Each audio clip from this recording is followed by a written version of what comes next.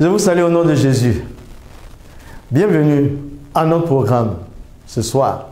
Vérité et réalité, 76e, 77e, voilà. Vérité et réalité, 77e épisode. Vraiment, vous êtes les bienvenus. En attendant que les uns et les autres se connectent, on va attendre environ 2, 3, 4, 5 minutes. Juste vous dire que il y a du contenu dans le programme de ce soir, comme les précédents. Nous sommes ici dans le studio très encouragés, très fortifiés. Des jeunes gens avec moi, chacun à son poste, vraiment décidés à continuer le ministère, la mission avec le Seigneur.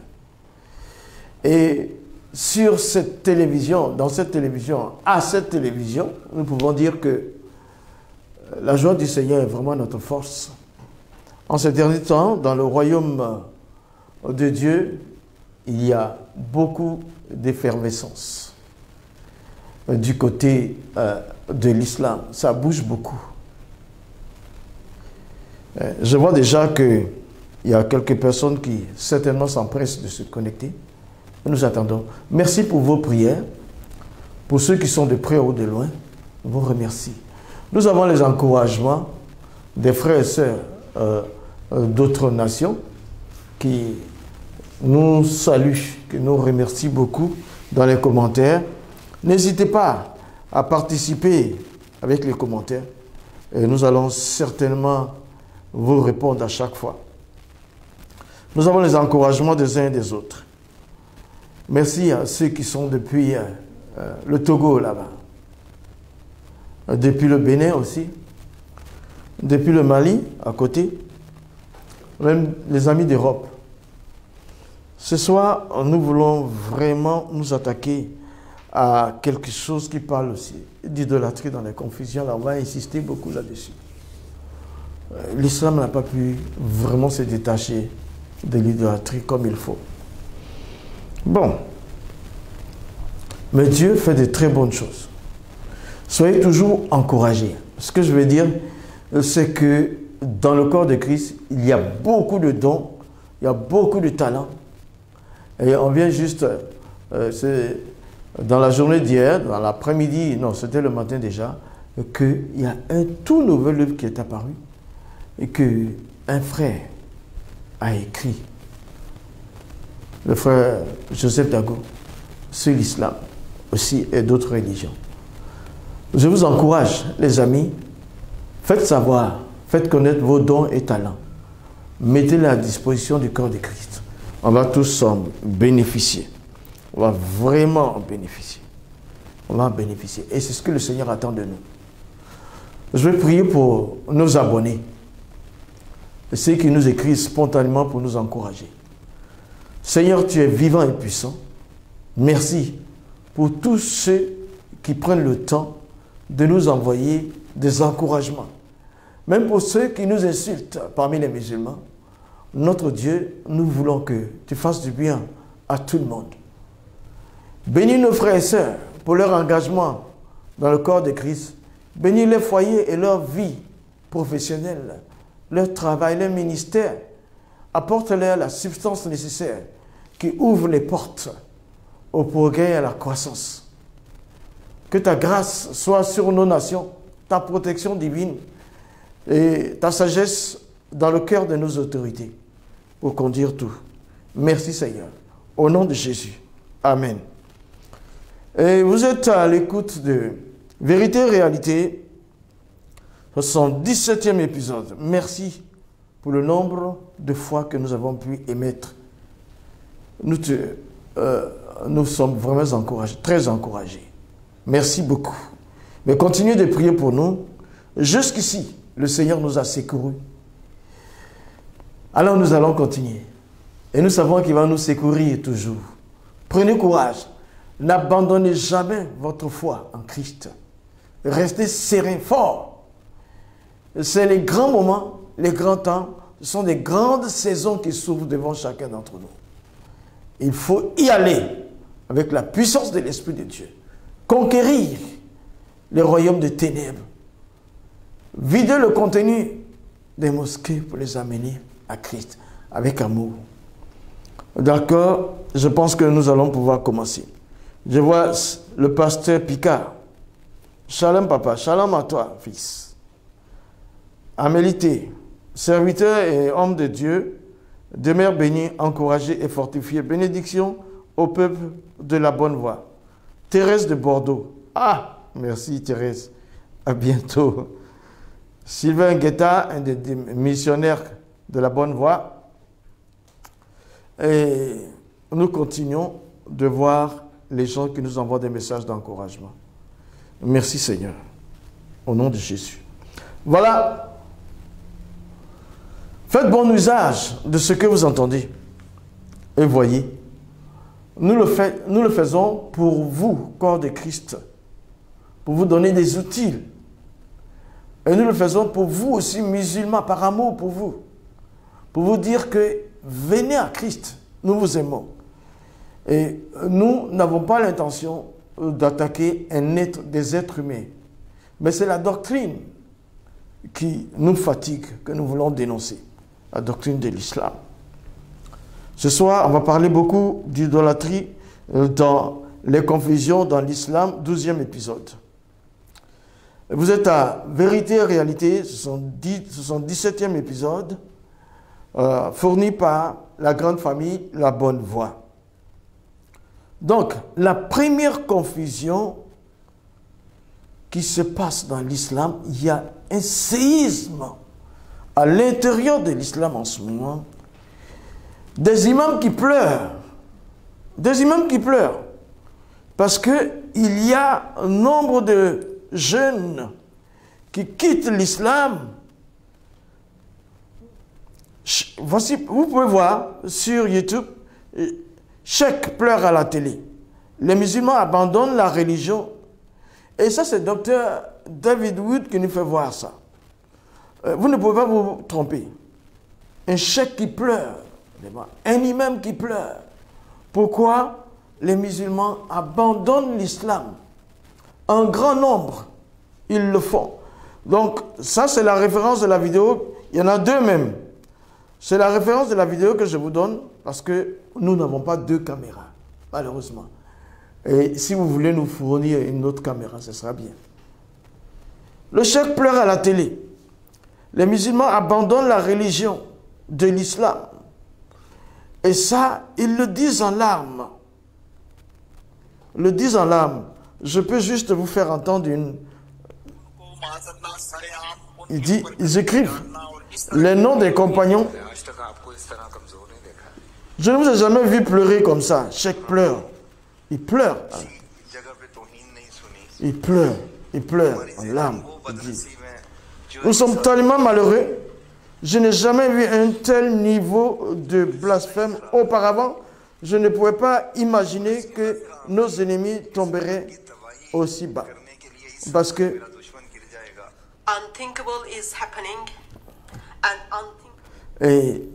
parce qu'ils quittent l'islam. Mais malheureusement, dans le premier point de confusion, quand ils quittent l'islam, il y a certains qui deviennent des athées. Et d'autres se révoltent carrément contre Dieu. Mais ce n'est pas la bonne solution. Quand tu quittes l'islam, viens directement à Jésus. La confusion finira. Pourquoi ils quittent l'islam? Ils trouvent qu'ils ont été trompés, des fois. Ils trouvent qu'ils ont été déçus. Ils n'ont pas l'espérance, la certitude du salut. Et ils découvrent la vérité. Il y a maintenant Internet partout en Afrique du Nord, un peu partout.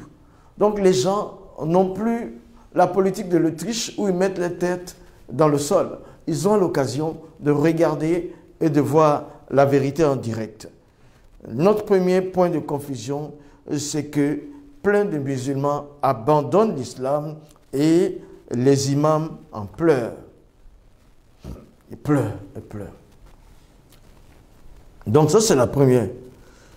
Pourquoi, quand ils sortent de l'islam, ils deviennent des athées, des agnostiques, et ou se révoltent contre Dieu, certains quand même deviennent chrétiens. Voilà, ça c'est pour nous une bonne nouvelle. Au lieu que les imams pleurent, faites comme ceux qui quittent. Il y a de la place pour un imam en Christ. Tu peux devenir pasteur si tu acceptes Jésus et que tu étudies la Bible bien. Tu peux devenir pasteur. Alors, on va passer à la deuxième confusion. Les musulmans, à un moment donné de la vie du prophète de l'islam, l'ont accusé. Ses disciples l'ont accusé. Et ça, je dis, c'est la sourate 3, les versets 161 et suivants. Sourate 3, verset 161 et suivants. Un prophète, ils disent, un prophète n'est pas quelqu'un approprié, un prophète n'est pas quelqu'un à s'approprier du butin. Quiconque s'en approprie viendra avec ce qu'il se sera approprié le jour de la résurrection. Alors, à chaque individu, on rétribuera pleinement ce qu'il aura acquis. Et ils ne seront point lésés. Voilà, il dit, un prophète n'est pas quelqu'un à s'approprier du butin. Ce sont les musulmans qui le suivaient. Les butins de guerre étaient mal répartis. Le prophète de l'islam en prenait de grosses parties. Et il y a un nombre d'entre eux, les musulmans, qui le critiquaient là-dessus, qui l'ont considéré même comme voleur, comme s'il volait. La remarque, c'est une grande confusion. Insulter son prophète à cause des butins de guerre. Tu vas me dire, mais Jésus, on ne l'a pas insulté. Oui, Jésus a été très bien insulté, mais pas par ses disciples. Pas par ses disciples. Jésus a été bien insulté, mais pas les disciples. Les disciples ne l'ont pas insulté parce qu'il n'avait ni volé, ni commis d'adultère, ni il n'avait pas péché. Il n'y avait pas de fraude en lui. Il y a une référence biblique qui nous le démontre. Je suis seulement une seule référence. 1 Pierre chapitre 2, verset 22 à 23. Il dit qu'il n'y avait aucune fraude en lui.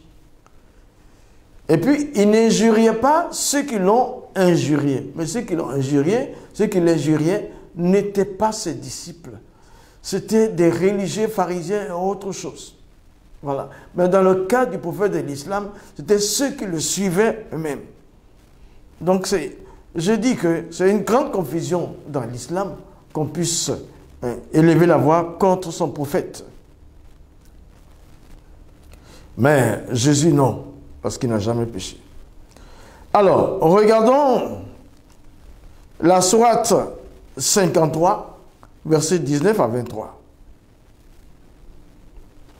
Pour voir déjà, dans ce premier point, comment le prophète s'est laissé conduire, s'est laissé aller. Sourate 53, versets 19 à 23. Que vous ensemble des divinités, Lat, Uzza, ainsi que Manat, cette troisième autre. Voilà. Le contexte ici, c'est que le prophète de l'islam s'était mis à adorer les divinités mécoises qui étaient des idoles. Manat, Alat, Manat et Al-Uzza. C'était une grande confusion. Ses disciples étaient arrêtés et le regardaient parler aux Mécois qui avaient leurs idoles. Quand il est arrivé vers là-bas, vers eux, vers les Mécois, il leur a dit, mais on a besoin de l'intercession de Alat, Manat, Al-Uzza. Et donc, les Mécois idolâtres étaient très bien contents. Ils se sont dit, mais le prophète qui annonce une autre religion est en train de vénérer nos divinités.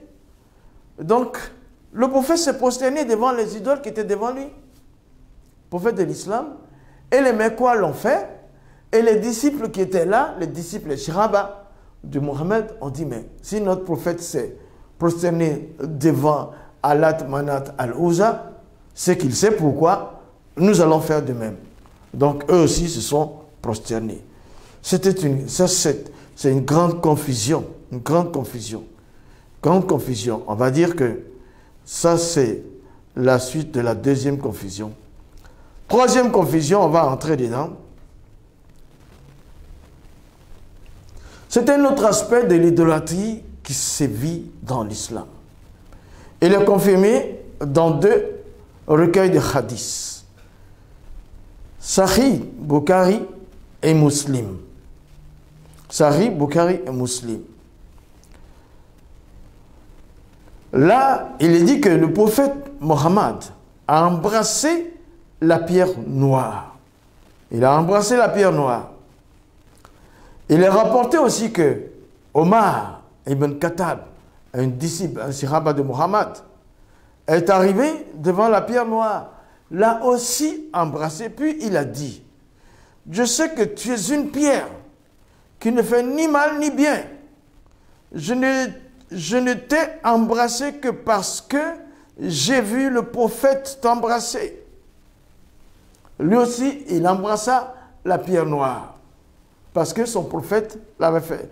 La remarque à ce sujet, le prophète embrassa la pierre noire parce que Allah, l'exalté soit-il, lui ordonna de le faire. Donc, il a eu l'ordre d'Allah, le Dieu de l'islam, pour embrasser la pierre noire. Donc, Omar, à son tour, par obéissance à son prophète, il a fait de même. Mais, il a fait sans conviction. Il dit, c'est une pierre que j'embrasse. Là, ce qu'il faut remarquer, c'est que le prophète de l'islam, il n'a pas embrassé la pierre noire parce qu'il devait embrasser. C'est sous l'ordre d'Allah, son Dieu. Et Omar aussi n'a pas embrassé l'islam, la pierre noire de lui-même. Il a vu son prophète embrasser, alors il a embrassé. Mais il a pris la décision de dire à la pierre noire, si elle pouvait l'entendre, que tu n'es qu'une pierre. Pourquoi devrais-je t'embrasser? Seul si le prophète de l'islam ne l'avait pas fait, je ne l'aurais pas fait. Voilà donc un point de confusion. Allah, le Dieu de l'islam, qui ordonne à Mohammed d'embrasser une pierre. Mohammed, le prophète de l'islam, qui lui obéit à son Dieu, embrasse une pierre. Et le disciple de Mohammed, qui lui, obéissant à Mohammed, embrasse la même pierre. C'est vraiment confus. Mais le dernier, ce dernier-là, a dit, tu n'es rien, tu n'es qu'une seule pierre. Tu n'es qu'une pierre. Les amis musulmans, sachez que ça, c'est de l'idolâtrie.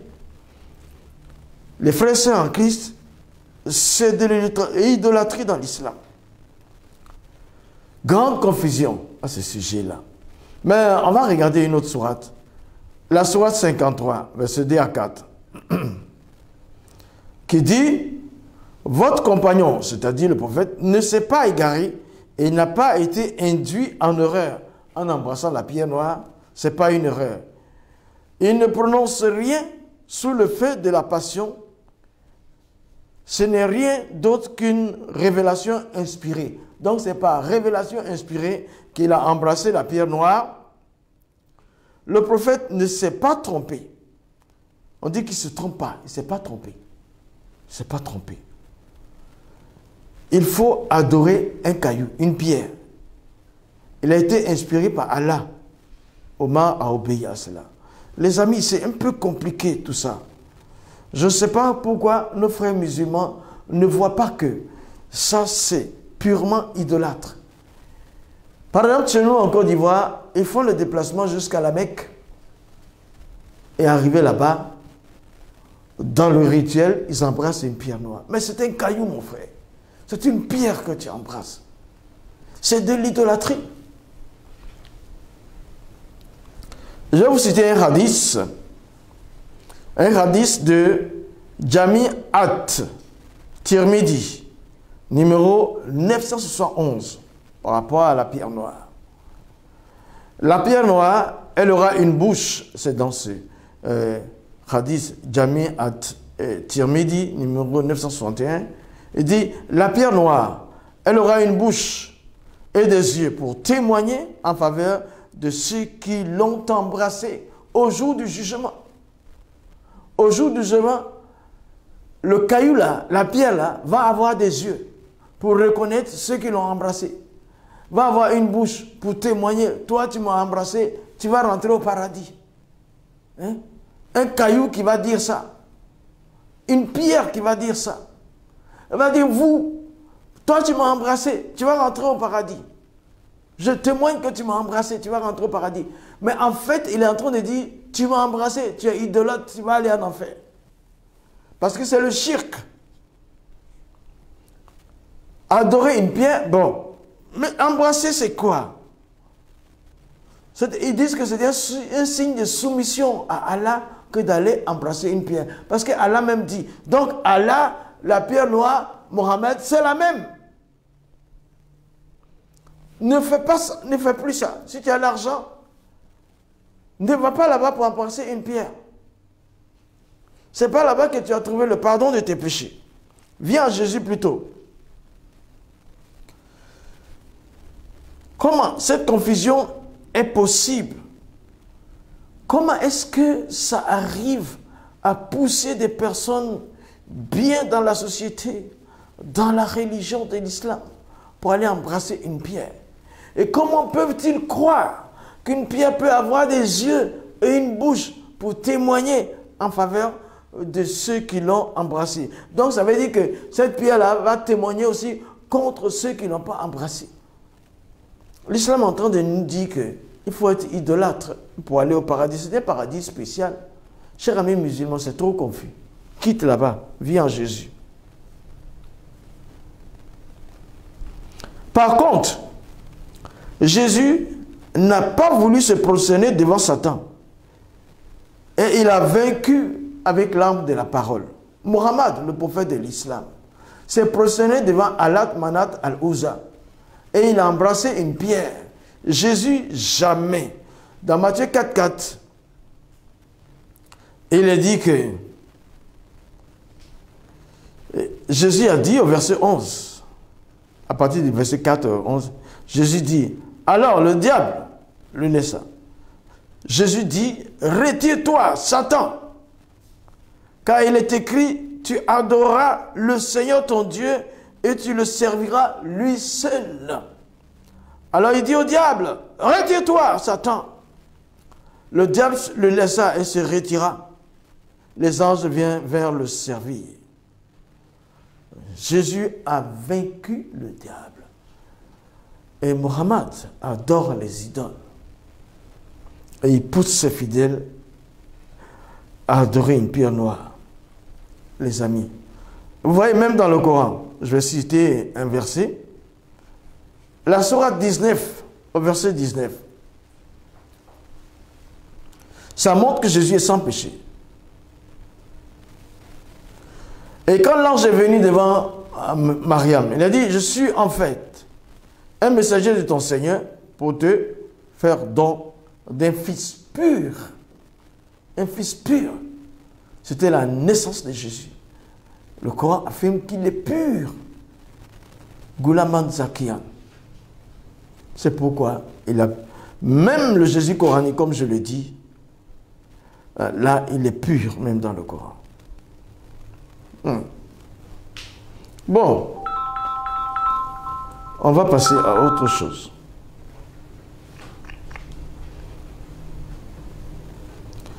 La sourate 35, le verset 8. Sourate 35, verset 8. Sourate 35, verset 8.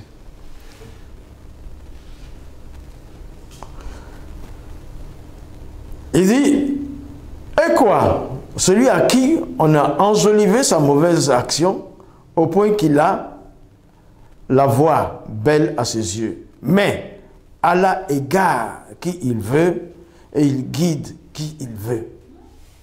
Allah égare qui il veut et il guide qui il veut. Soit 35, verset 8. 35, verset 8. Il guide qui il veut, il égare qui il veut. Il guide qui il veut, il égare qui il veut. Allah égare qui il veut. Allah même, c'est lui-même qui égare. Mais pourquoi il égare? Hein? Il égare un pauvre bonhomme qui voit ses actions devenir, qui se voit en train de poser des mauvaises actions. Il n'a même pas le temps de s'étonner, parce que c'est Allah qui l'égare. C'est une grande confusion. Tu vas aller après un Dieu qui va t'égarer. Cher ami, ne reste pas là-bas. Allah égare. Ça, c'est la sourate, comme je viens de dire, 35, verset 8. Mais, il y a une autre sourate. La sourate 4, verset 118 à 119. Allah a maudit le diable. Celui qui dit certainement, je saisirai parmi tes serviteurs une partie déterminée. Donc, quand Allah a maudit le diable dit, je vais saisir parmi tes serviteurs une partie déterminée. Verset 119. Certes, je ne manquerai pas de les égarer. Je leur donnerai de faux espoirs. Je leur commanderai et ils fendront les oreilles aux bestiaux. Je leur commanderai et ils atterreront la création d'Allah. Je leur commanderai, ils atterreront la création d'Allah. Je ne manquerai pas de les égarer. Le diable a été maudit. Shaitan Iblis, selon le Coran, a été maudit par Allah. Et lui, donc, il part pour égarer les humains. Bon. Dans la sourate précédente, la 35:8, c'est Allah qui égare. Et dans la 4e sourate 118 à 119, dans la 35:8, c'est Allah qui égare. Dans la 4e 118 à 119, c'est Satan, c'est le diable qui égare, Iblis, qui égare.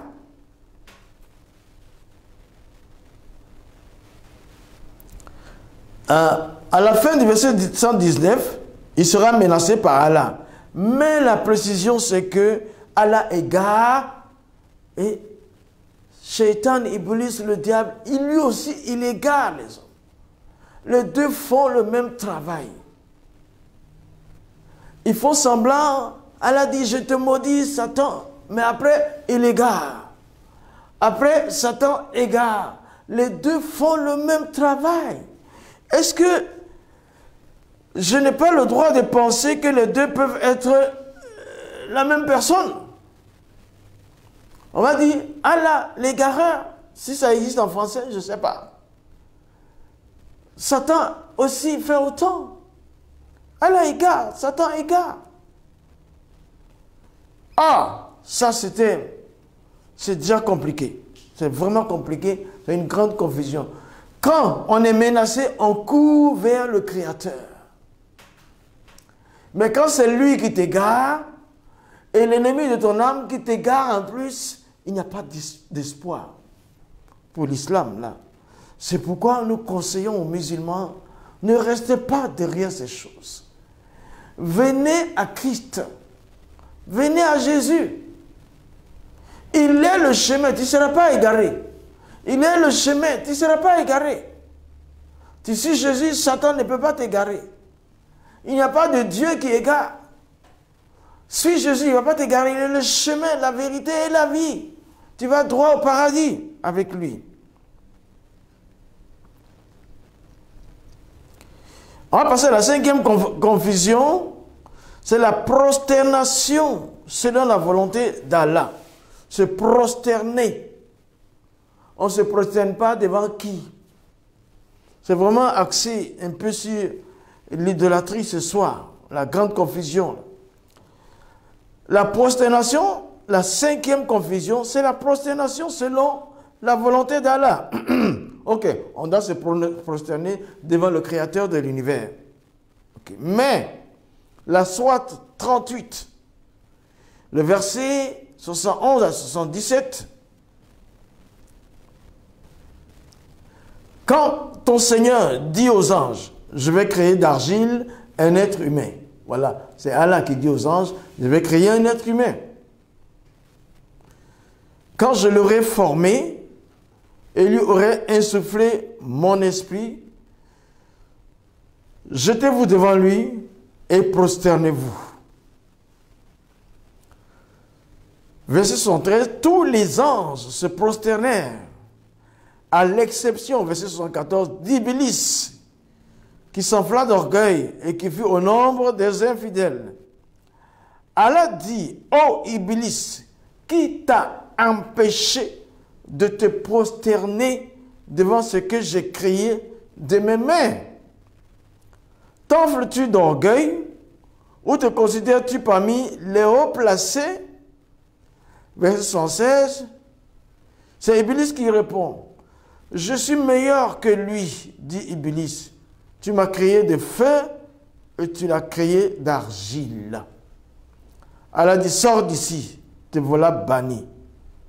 Ça, c'était la sourate 38, le verset 71 à 77, où Allah dit aux anges, je vais créer un homme devant vous et je vous dirai de vous prosterner devant cet homme.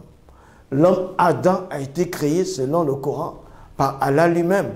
Et il a dit aux anges, prosternez-vous devant lui. Et tous les anges se sont prosternés devant l'être humain qui vient d'être créé. Après que certainement, ils se prosternaient devant Allah lui-même. Puisque maintenant, Allah crée un homme, il dit, prosternez-vous devant lui. Tous les anges l'ont fait. Grave. Sauf un seul, qui était le chef. Iblis, celui qui est devenu Satan, Shaitan. Et voilà la cause de pourquoi il a été chassé dans le Coran. C'est que lui, il a dit, non, je ne peux pas me prosterner devant un homme que tu viens de créer. Je suis meilleur que lui. Je ne me prosterne pas devant lui. Alors il refuse. Allah dit, sors d'ici, te voilà banni. C'est l'occasion du renvoi de Satan dans le Coran du paradis. Il y a une confusion grande.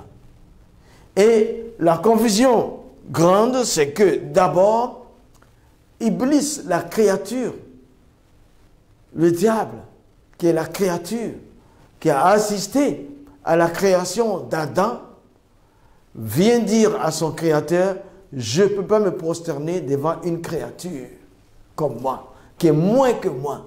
Il donne une leçon à Allah. Un ange donne une leçon à Allah. Selon eux, Iblis est de la race des djinns. Deuxième chose, deuxième confusion, comment Allah va faire quelque chose et qui sera contre lui comme témoignage? Il interdit, on ne se prosterne que devant lui. Comment est-ce qu'il va créer un homme pour qu'on se prosterne devant cet homme?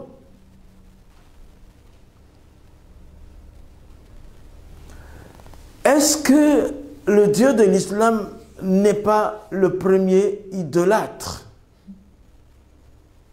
C'est lui le fils, le premier idolâtre. Il oblige les anges à pratiquer le shirk, l'idolâtrie. Sauf un qui a été plus intelligent et il a été chassé. Iblis serait-il plus rusé, plus intelligent, plus juste que son créateur?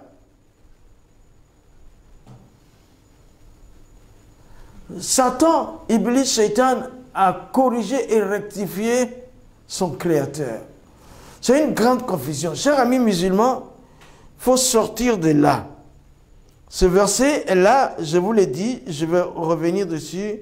C'est la sourate 38, à partir du 71e verset jusqu'au 77e.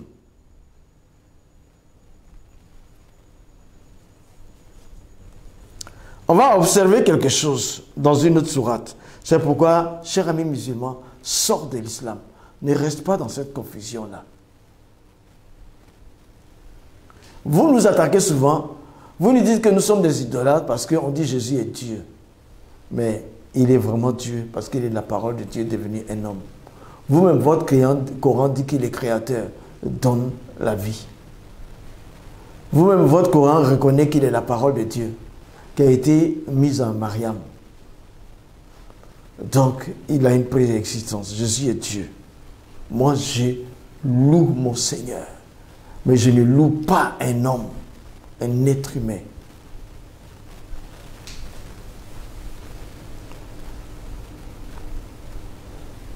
Je loue mon Seigneur. Jésus est la parole de Dieu quand il est devenu un homme. Aujourd'hui, il n'est pas sur la terre ici comme un autre humain.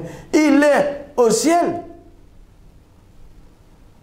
Il a retrouvé sa position de parole de Dieu.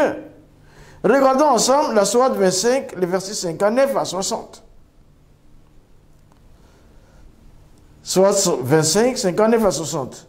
C'est lui qui, en 6 jours, a créé les cieux et la terre et tout ce qui existe entre eux. Et le miséricordieux s'est établi ensuite sur le trône. Interroge donc qui est bien informé de lui. Et quand on leur dit, prosternez-vous devant le tout miséricordieux, ils disent, qu'est-ce donc que le tout miséricordieux? Allons nous prosterner devant ce que tu nous recommandes. Regarde ici, il dit que Allah, le miséricordieux, a créé tout et il s'est assis sur le trône et c'est lui devant lui qu'on doit se prosterner. Comment on doit se prosterner devant Allah? Et Allah recommande de se prosterner devant Adam. Tu vois? Allah est le premier idolâtre dans le Coran. Que Dieu nous garde. C'est une grande confusion. Chers amis musulmans, sors de là. Sors de là. Sors de là. Alors, selon vous, dans cette grande confusion, comment Allah peut se confectionner un grand salut pour les humains? Il les amène à se prosterner à embrasser une pierre. Son prophète se prosterne devant les idoles. Ensuite, il fait l'homme et puis il demande aux anges de se prosterner devant lui. Et il dit de se prosterner devant lui-même, le Créateur. Dans tout ça, quand je suis en train de penser, comment ce type de Dieu-là peut confectionner un salut pour les humains? C'est embarrassant, c'est dur. Regarde, c'est pourquoi il dit dans la sourate 100, verset 6, il dit, certes, l'homme est ingrat envers son Seigneur. 100e sourate, verset 6. L'homme est ingrat envers son Seigneur. Ça veut dire que l'homme est pécheur envers Dieu. Et verset 7, il dit, il est témoin de son ingratitude. L'homme est pécheur envers Dieu et il est témoin de ça. Vers chapitre, sourate qui suit, la 101e sourate, verset 6 à 11, il dit, quant à celui dont la balance sera lourde, il sera dans une vie agréable. Et quant à celui dont la balance sera légère, sa mère, sa destination est un abîme très profond. Il dit ici, sourate 101, si tu as plus de bonnes œuvres sur la balance, tu vas au paradis, mais si c'est le contraire, tu vas aller en enfer. Alors que 100e sourate, il dit, l'homme est pécheur. Comment le pécheur peut avoir plus de bonnes œuvres? Allah n'arrive pas à confectionner un vrai salut pour les humains. C'est alors qu'il déclare, sourate 32, verset 13, si nous, sourate 32, verset 13, si nous voulions, nous apporterions à chaque âme sa guidée. Mais la parole venant de moi, dit Allah, doit être réalisée. J'emplirai l'enfer de djinns et d'hommes à la fois.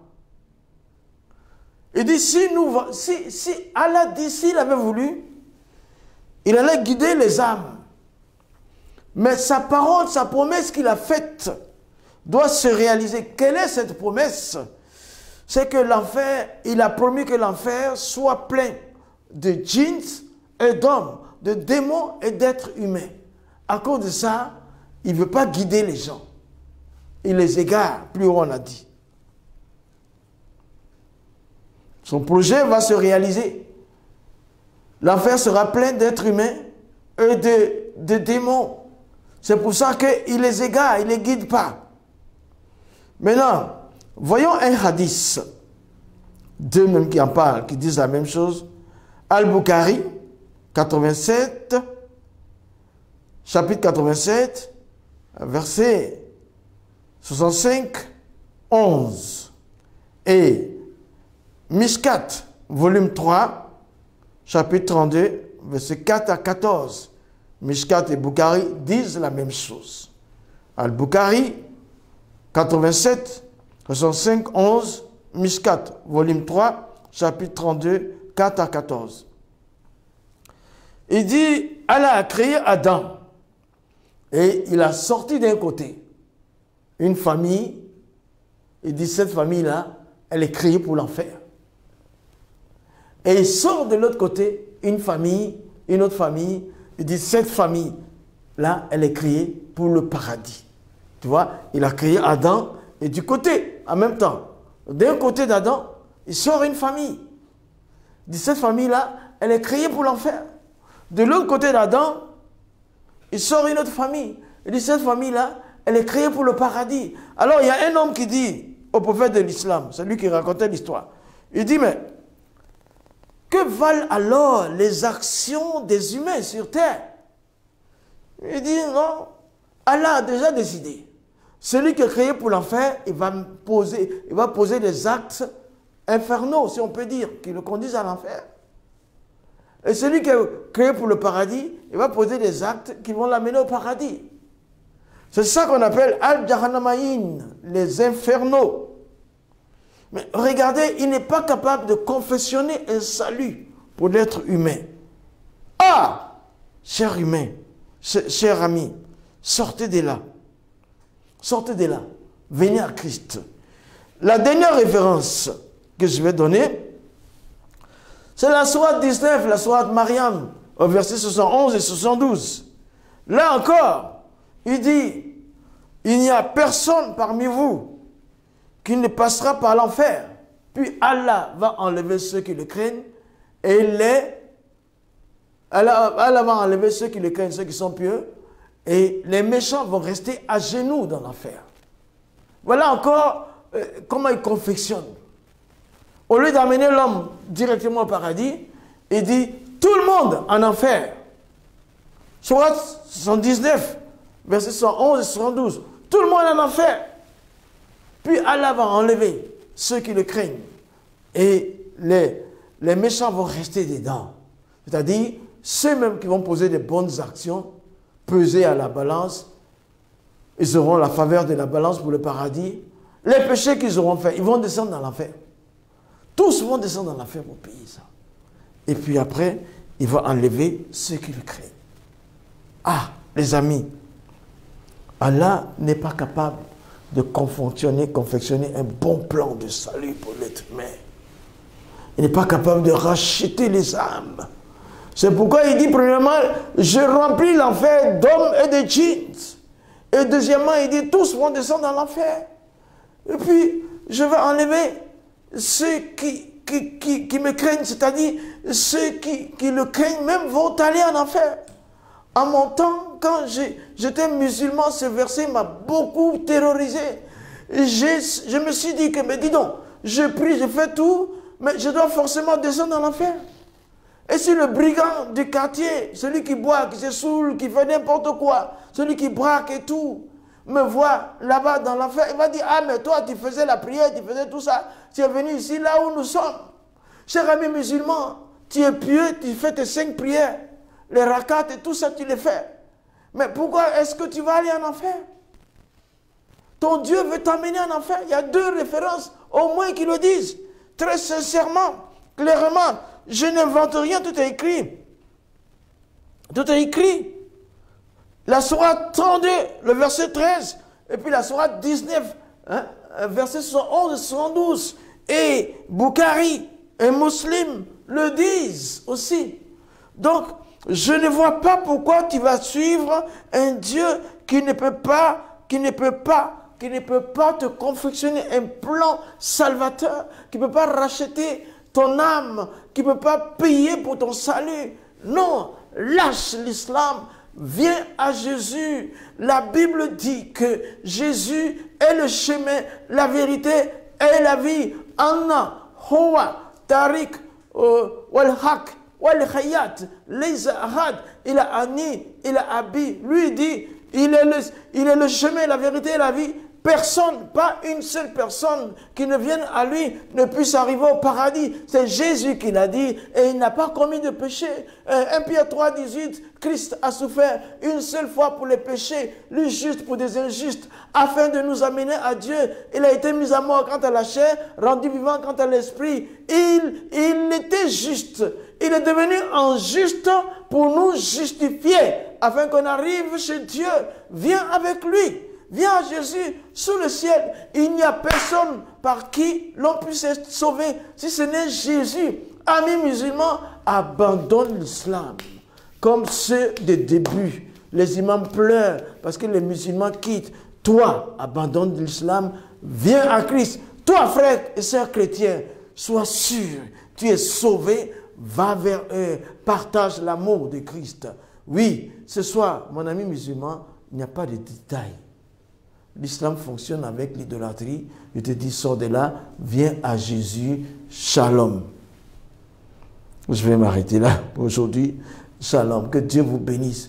Je remercie le Seigneur qui a permis ce 77e numéro de Vérité et Réalité. Voilà, nous allons continuer dans les confusions dans l'islam, 13e numéro plus tard. Bon, je vais vous dire, je vous parle toujours, voilà, on a vraiment besoin d'une autre caméra. Si tu te sens intéressé, fais un wave, tout simplement, pour nous aider. On a une caméra pour toutes nos émissions. Voilà ce qu'on arrive à faire. Que Dieu te bénisse. Le wave, tu peux le faire sur le 05 46 50 24 42. 05 46 50 24 42. 05 46 50 24 42. Tu peux faire un wave si tu veux. Voilà, on n'a pas attendu on n'a pas attendu l'argent de quelqu'un avant d'en arriver là. Mais maintenant, nous pouvons évoluer. Que Dieu vous bénisse. Que la gloire de Dieu rejaillisse sur vos vies. Au nom de Jésus, Amen.